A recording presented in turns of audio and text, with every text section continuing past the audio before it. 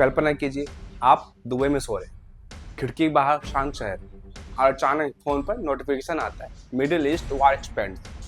आप बालकनी में जाते हैं, आसमान की तरफ देखते हैं और मन में एक ही सवाल उठता है, क्या अब दुबई भी जंग की लिस्ट में आ चुका है?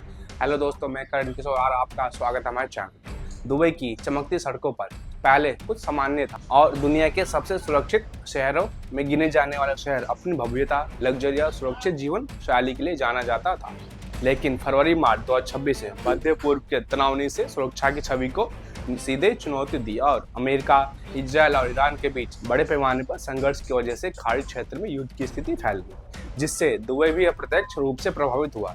इस नई स्थिति ने सवाल खड़े कर दिए कि क्या दुबई अब सुरक्षित नहीं रहा?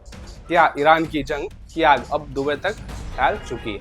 क्या दुबई पर सीधा हमला हुआ तथा वहां लोगों को कितना नुकसान पहुंचा है और क्यों ईरान ने दुबई को टारगेट बनाया? इस संघर्ष का आरंभ इजराइल और अमेरिका द्वारा ईरान पर किए गए बड़े सैन्य हमलों के बाद हुआ, जब ईरान के supreme leader ayatollah Ali Khamenei की मौत की पुष्टि के बाद ईरान ने जो कार्रवाई की और इससे खाड़ी के कई देशों पर मिसाइलें और ड्रोन भेजे, जिनमें संयुक्त अरब अमीरात भी शामिल है।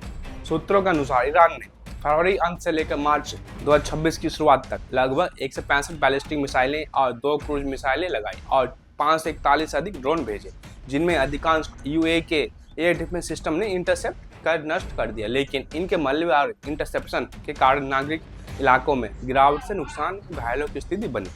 दुबई में अब तक ताज़ा बयानों के अनुसार ईरान की नीतियों और जवाबी हमलों के कारण मिसाइलें और ड्रोन दुबई और आसपास के इलाकों में देखे गए, विशेष रूप से पाम जुमेरा, जेबेल अली पोर्ट और एयरपोर्ट क्षेत्रों के आसपास, जिससे स्थानीय नागरिकों, कामगारों और पर्यटकों के बीच भय का माहौल बन गया है। इस हमलों में अब तक कम से कम 3 लोगों की मौत हुई, जिनमें पाकिस्तानी, नेपाली और बांग्लादेशी नागरिक शामिल हैं और लगभग 58 लोग घायल हुए, जिनसे विभिन्न राष्ट्रीयताओं के नागरिक शामिल हैं। घायलों को मामूली सी माध्यम चोटें आई है। दुबई इंटरनेशनल एयरपोर्ट पर भी हमले के तार जुड़े हुए देखे गए, जहां 1 मार्च की सुबह एक संदिग्ध स्ट्राइक के कारण कई एयरलाइंस कर्मियों घायल हुए और टर्मिनल को मामूली नुकसान पहुंचा, जिससे तुरंत सुरक्षा उपाय लागू हुए और यात्रियों को निकाला गया। अब सवाल उठता है कि यह सब अचानक क्यों हुआ और यह युद्ध दुबई तक कैसे पहुंचा? समस्या की जड़ इस युद्ध की शुरुआत बड़े भू राजनीतिक कारणों और अमेरिका, ईरान, इजराइल के टकराव में। फरवरी 2026 में अमेरिका और इजराइल ने ईरानी सैन्य रणनीतिक लक्ष्यों पर बड़े पैमाने पर यात्रियों और विदेशियों के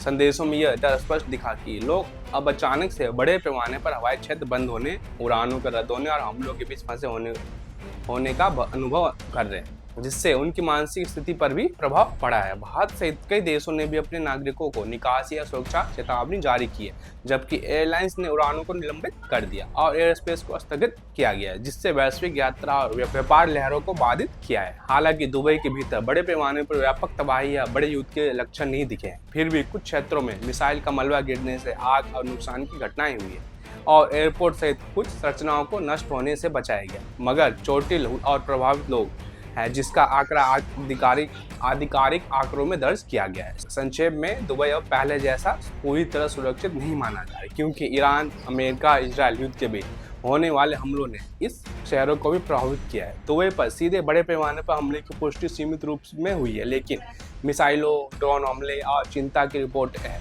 जिनसे अब तक 3 लोगों की मौत, लगभग 58 घायलों के विवरण दर्ज हुआ है। यह स्थिति दुबई की सुरक्षा की परंपरागत धारणा को तोड़ती है और दर्शाती है कि बड़े भू राजनीतिक संघर्षों में सामान्य नागरिक शहर भी अप्रत्यक्ष रूप से युद्ध की चपेट में आ सकते हैं। आपको आज का वीडियो अच्छा लगा हो तो लाइक करें, सब्सक्राइब करें एंड शेयर करना न भूलें। धन्यवाद।